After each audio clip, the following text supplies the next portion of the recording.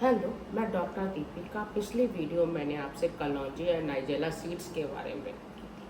आज मैं आपको उसके डिटेल्ड इन्फॉर्मेशन बताने जा रही हूँ कि आपको अगर किसी डिसीज़ में या किसी भी प्रॉब्लम में आप कैसे ले सकते हैं।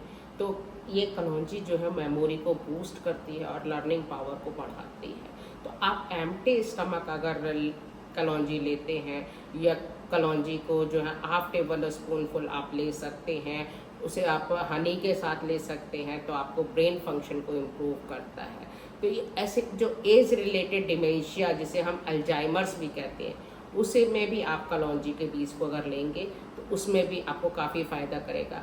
इसमें आप कलौंजी के तेल को मिंट लीफ के साथ ले सकते हैं या कलौंजी के बीज को भी आप मिंट लीफ के ले सकते हैं। ये टाइप 2 डायबिटीज़ में बहुत फ़ायदा करता है और शुगर को कंट्रोल करता है। तो इसके लिए आप एम्प्टी स्टमक और कलौंजी को आधी चम्मच अगर आप लेते हैं, इसे आप ब्लैक टी में ले सकते हैं, ग्रीन टी में ले सकते हैं, कलौंजी का तेल भी आप ले सकते हैं। तो ये भी आपको डायबिटीज़ में काफ़ी फ़ायदा करेगा। इसके अलावा ये हार्ट के लिए बहुत फ़ायदेमंद है। ये बैड कोलेस्ट्रॉल को कम करता है और गुड कोलेस्ट्रॉल को बढ़ाता है। तो आप अगर इसे दूध के साथ कलौंजी का तेल लेते हैं तो ये बहुत फ़ायदा करेगा। अगर आपका बीपी बढ़ा रहता है तो गुनगुने पानी में अगर 1 चम्मच कलौंजी का तेल लेते हैं तो ये ब्लड प्रेशर को लोअर डाउन करने में आपकी हेल्प करेगा। ये डेंटल हेल्थ के लिए भी बहुत अच्छा है। और कलौंजी का तेल अगर आप दही में मिला करके अपने गम्स में लगाते हैं तो ये आपको डेंटल पेन से रिलीफ देगा और आपको ब्लीडिंग गम्स से भी काफ़ी रिलीफ देता है। अस्थमा के पेशेंट के लिए बहुत अच्छा है। इसके लिए आप गुनगुने पानी में कलौंजी का तेल ले सकते हैं और उसमें शहद मिलाएं तो ये आपको अस्थमेटिक पेशेंट को काफ़ी फ़ायदा देगा। इसके अलावा ये इन्फ्लेमेशन को कम करता है। तो ये कंटिन्यूसली अगर आपका जॉइंट पेन बना रहता है तो आप उसे गुनगुने पानी में कलौंजी ले सकते हैं, कलौंजी का पाउडर या कलौंजी का तेल ले सकते हैं। तो ये जॉइंट पेन में आपको रिलीफ देगा। इसके अलावा जो जॉइंट में लुब्रिकेशन कम हो जाता है उसमें भी ये बढ़ाता है और उसमें भी आपको रिलीफ देता है। तो ये मेटाबॉलिज्म को भी बढ़ाता है और वेट मैनेज करने में भी हमारी हेल्प कर सकता है। तो ये आप उसका कलौंजी के बीज को पाउडर बना करके आप डेली गर्म पानी से सुबह ले सकते हैं।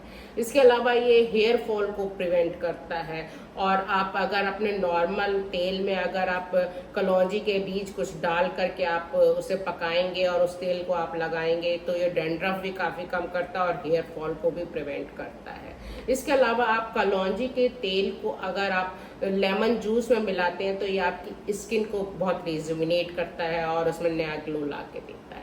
डायबिटीज़ के जो रोगी हैं उनको किडनी की प्रॉब्लम जैसे नेफ्रोपैथी होने के बहुत ज़्यादा चांसेस रहते हैं। तो अगर आप रेगुलर यूज़ करते हैं कलौंजी का तो ये नेफ्रोपैथी होने से बचाता है आपको। और सीरम क्रिएटिनिन और ब्लड यूरिया के लेवल्स को भी रेगुलेट करता है। अक्सर लोगों को इन्फेक्शंस हो जाता है शुगर की वजह से किडनी का, तो उसमें भी वो आपको रिलीफ दे सकता है।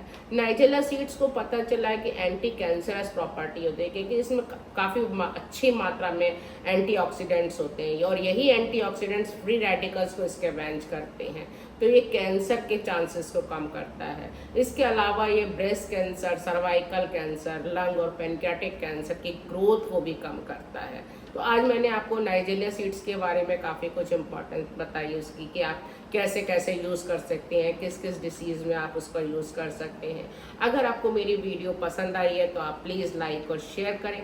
अगर आपने अभी तक मेरा चैनल सब्सक्राइब नहीं किया है तो प्लीज़ चैनल को सब्सक्राइब करें। मैं आपको अच्छी इन्फॉर्मेशन आपको देती रहूँगी हेल्थ से रिलेटेड।